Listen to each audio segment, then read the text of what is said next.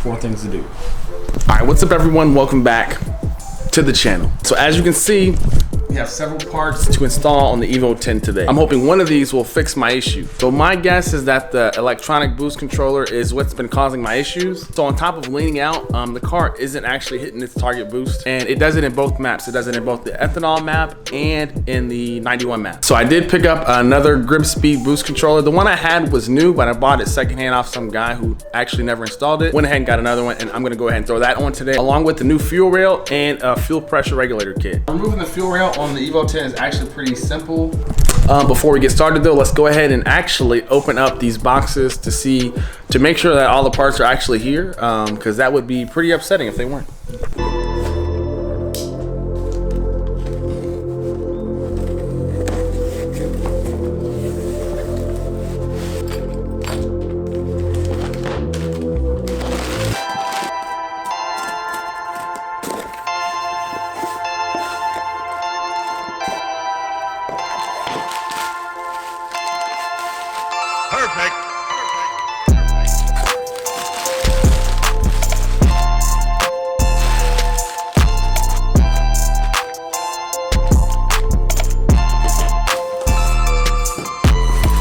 Decided to go with the AMS fuel rail. I went with the red because in the picture it actually looked like a different shade of red, more like the red that's on my valve cover here, but it actually doesn't match it at all.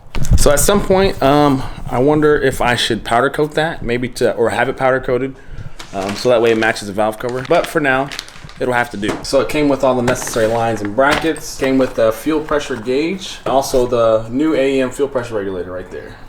Also, I don't have an inline fuel filter, so I went ahead and picked one of these up as well. So that's gonna go on also. All right, so I'm gonna get things started by removing the upper intercooler piping. The car actually hasn't been started at all today, it hasn't moved, so there shouldn't be much fuel pressure in the lines at all, so I shouldn't have to bleed it. First, I would recommend disconnecting the fuel pump relay, I believe it is. It sits up underneath the dash, which again, the car hasn't ran, so, or the car has been sitting all day, so I'm actually not gonna do that. But without further ado, let's go ahead and get started.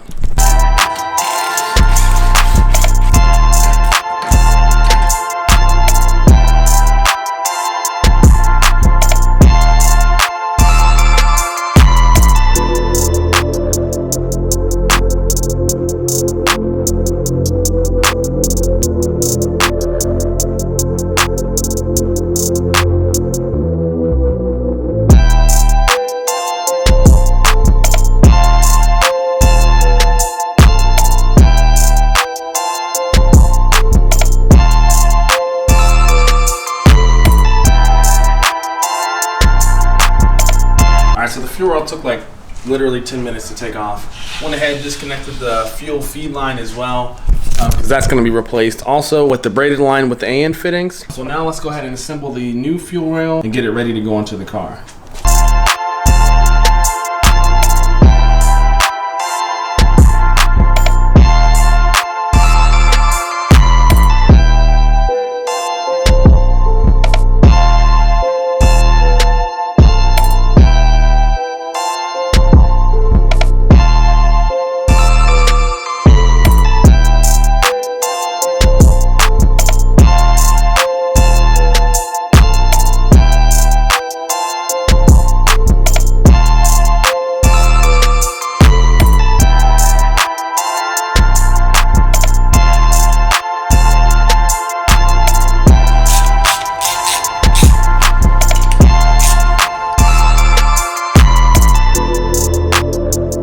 So the rails all assembled, have the fuel injectors in, also have the adapter in, so that way I can run the line for the fuel pressure regulator. Now I was trying to figure out how exactly I was gonna run the fuel line. All right, so the kit came with this black feed line here, but because it's a solid line, there's no break in it. There's nowhere for me to actually put the inline fuel filter. So I'm actually not going to use this. I don't think I'm going to use that at all. I'm actually going to use the lines that came with the inline fuel filter. So these lines here, they're not black, which the black one looks a lot better in my opinion, but this is going to make it a lot easier to set up the line and run it to the rail. So basically how the setup is going to work, here's the rail, here's the fitting that I'm going to head and install. This line is going to come off the rail. That is going to go into the inline fuel filter. Off the filter, another line will come, and then that will go to the feed line that runs underneath the car. I will have to use this adapter. This adapter will have to be put onto the line, so that way this will thread onto it. But yeah, basically that's how it's going to run. So here, so from the rail to the line, to the filter, to the line, to this fitting which is going to go on the line.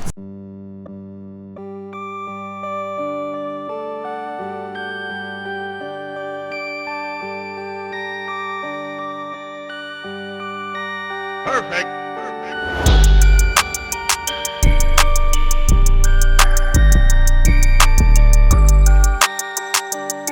All right, so I got my son out here from.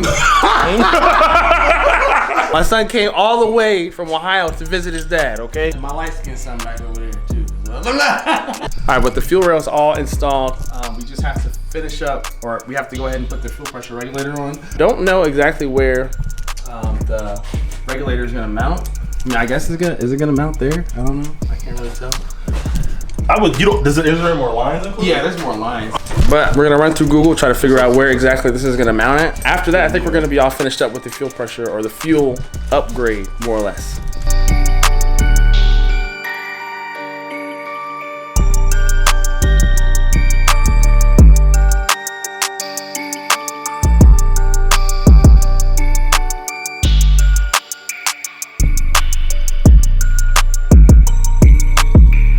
Thanks to my children over here, we finished up the we finished up the fuel pressure regulator. I'm gonna go ahead and actually turn the key and prime the system. Hopefully there's no leaks. And at that point, after we check for leaks, I'm gonna go ahead and throw the intercooler piping back on, throw the intake on, and hopefully do a first start. So fingers crossed that it doesn't leak. Yes, I got it. You said what? Yeah, we got. It's just doing its thing. You got fuel? Oh, you mean the gauge? Yeah, the gauge is on. What's that, 40 PSI? Nothing leaking so far. You hear that, Jordan? No leaks.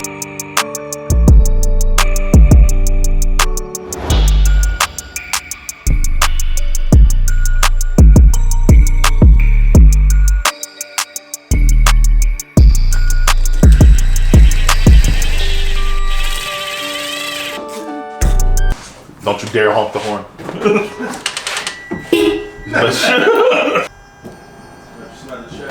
Fuel primed, no leaks as of current. It's reading just barely below 40.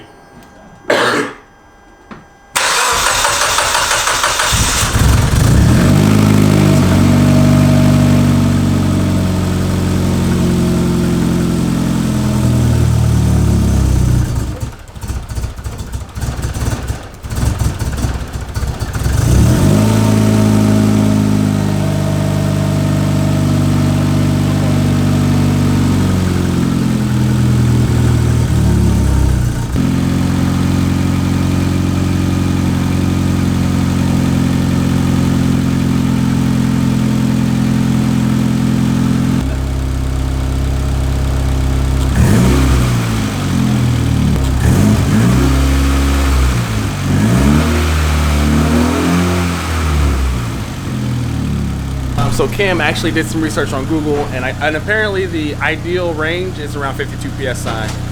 Given that you've upgraded your fuel system, which literally I just did, so now we're gonna go ahead and do a little test drive. I actually went ahead and replaced that controller as well. I didn't show that because that's really kind of boring. So hopefully the car is fixed. Hopefully it doesn't run like ass anymore. Hopefully I can gap all the Hellcats in the world now.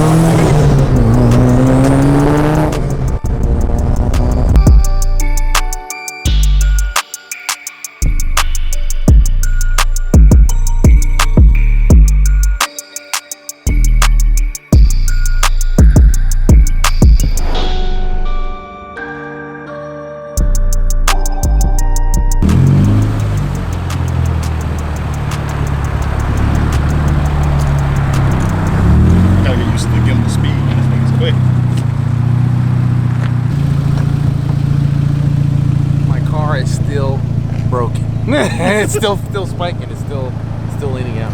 I guess I still need to get my injection cleaned, but I don't want my car to be down for 3 days. I guess I have to wait till after I get my my other car. It is what it is. Right. All right.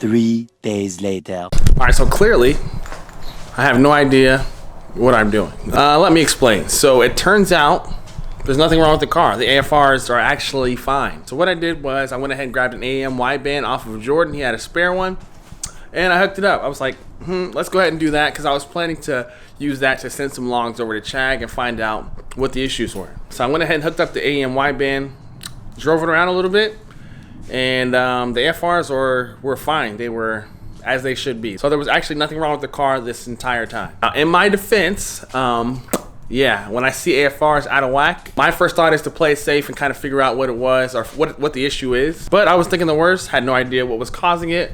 Never thought to check the gauge, or that the gauge could be wrong or off. And honestly, I should have checked that or whatever. That should have probably been the first thing I checked. And I say that because I've had that wideband set up for probably close to 10 years. It was actually ran on my Supra back in the day that I 2J swapped, which was a fun car, by the way. I miss it every day. So because the sensor was so old, I'm guessing that contributed to why it's reading off, or it's not reading correctly, not reading properly. So in the end, I'm gonna have to either just get a completely new gauge, or I guess I could just swap out the sensor. That's probably the best thing. It's probably the most cost-effective thing to do, is swap out the sensor, and I may just go that route. So let that be a lesson, I guess.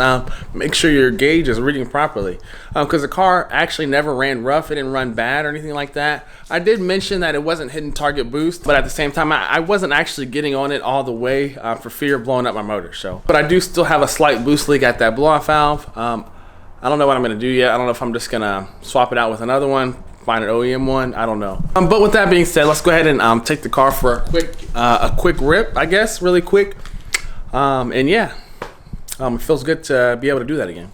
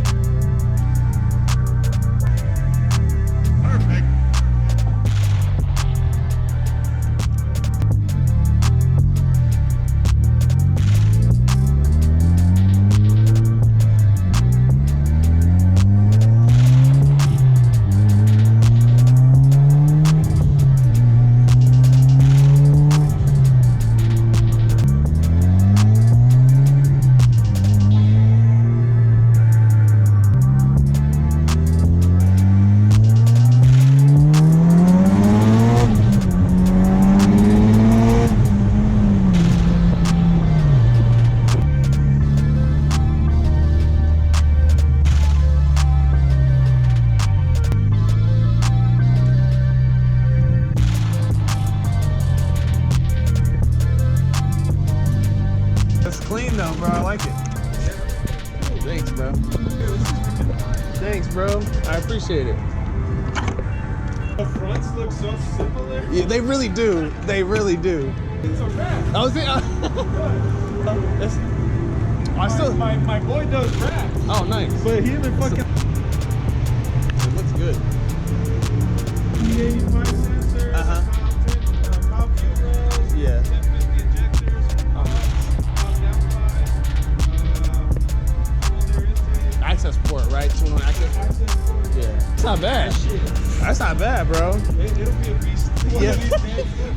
All right, bro. Take care, bro. You too.